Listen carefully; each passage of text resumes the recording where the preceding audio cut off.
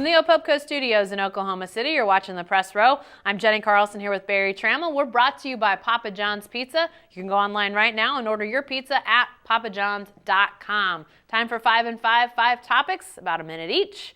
Let's get started with the Sugar Bowl, the game we can't stop talking about, Barry. OU's biggest win since? You know, I'm tempted to say 2008 Texas Tech. It's been 5 years and we've forgotten the enormity of that game. It was basically a national semifinal in some ways. Lots of hype over that game. Texas Tech came in number 2 and unbeaten. However, most of us thought the Sooners would win. It didn't have a huge ramification on the state psyche. The Sugar Bowl did. So I better go all the way back to 2000, the Florida State game. It's hard to put a non-national title implication game at the top of that list over 13 seasons, but I think it was. Yeah, I would agree. I have to think back to 2000 as well. And, you think about the number of blowouts since the 2000 national championship game that OU had in the Texas game. I mean, think about all those Red River rivalry games that came and went since 2000 and how much of an impact those games had. And clearly, those had some huge impact on state psyche, but I don't think it comes anywhere close to what we saw last week in the Sugar Bowl and what we saw in 2000 with that national championship. But big win for sure. Big ramifications for the Sooners. All right, what about the Cotton Bowl, Barry? To OSU, a win would have meant what? I think it would have lifted the season into the successful range. I think right now OSU, despite going 10-3, I think you have to label this season a disappointment. Cowboys were picked to win the Big 12. And in a watered-down year for the conference, they didn't get it done. Tied for second in a three-way tie. Plus, didn't get the win in the Cotton Bowl over an SEC team. Ends up being a disappointing year for the Cowboys. I think the Cotton Bowl would have changed that to some degree. Yeah, I agree. And I wrote as much that I thought this was a disappointing season after the way things went after the Cotton Bowl. I think a win would have meant a lot of positive momentum in the offseason. And now, I think you've got a team that loses 28 seniors, that didn't achieve what they said they wanted to achieve. It's not us that said it. It's these guys on the team that said, we want to win championships this year. They finished the season without a single trophy. They didn't win a bowl trophy. They didn't win a conference trophy. So that is a failure. Bedlam Bell. Yeah, didn't win the Bedlam Bell. I mean, no trophies did this team walk away with. So I think it would have been a lot of positive momentum in a team that's going to be rebuilding, and instead, I think that leaves questions. It has to leave questions for these players into what's next for them. All right, true, false, Barry. Texas will win a national title under Charlie Strong. Well, I'm going to say false, but nothing against Charlie Strong or even Texas. They're just hard to win. I hear people make proclamations from time to time. Bob Stoops will never win another national title. Red McCollum said Nick Saban would win 5 in 15 years or something. Whatever. People make proclamations, but the truth is, if you proclaim a negative, when you're talking about the national title, they're hard to win. There's few out there. It's not like 7 people win one a year. It's not like a golf major where there's 4 opportunities.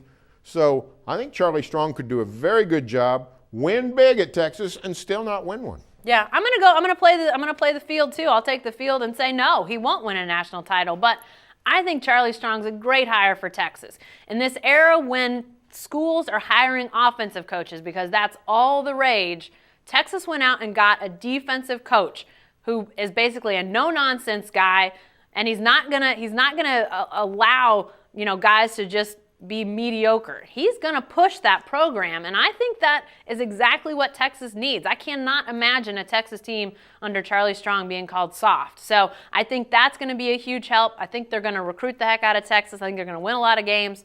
But yeah, when you're talking about Texas versus the field winning national championships, I'll take the field. All right, our fun question of the week, Barry. So would you have gone sleeveless in Green Bay? I don't go sleeveless mowing my lawn in August in Oklahoma, for crying out loud. Sleeveless in Green Bay. I mean, I read a great account of one fan. He told us everything he had. He had on 3 layers on his legs and 5 layers on his torso, and then he had on 3 layers on his head. And that sounds about right to me. My only question is I would have liked about 3 layers on my feet. Yeah. And I'm not talking about just socks. I mean, 2 pairs of shoes would have been a good way to go. So those poor people, I feel sorry for them, even sorrier that, they couldn't get a victory. It's a lot warmer to walk to your car after a win than it is after a loss. Well, considering how many layers you and I wore to Bedlam to be in the press box, there's no way either of us are going sleeveless in Green Bay. And by the way, can I just make a plea to any college or professional football player out there? What are you trying to prove going sleeveless? Colin Kaepernick went sleeveless. You're major college or professional football players. We know you're tough. There is no question. Just wear some sleeves, for crying out loud. Oi. All right, lastly, let's talk about some hoops, Barry. OU and OSU. Okay, now that we've seen a little bit more of these teams, now they're into conference play, what's the ceiling for these two teams? Well, I think the sky's the limit still for OSU. However, it's a lot higher to get there than it used to be without Michael Cobbins that got off to the bad start at Kansas State. I still think OSU could make the Final Four, but it's going to be much more difficult. It was always going to be a matchup situation. If the Cowboys came across the wrong big team, they were going to have trouble. Now they're really going to have trouble. So, the window's tightened on OSU. I think OU has given me more optimism than I thought going into the season. Wasn't sure they could make it back to the NCAA tournament. Now I think Sooners are very likely to be in the NCAA tournament.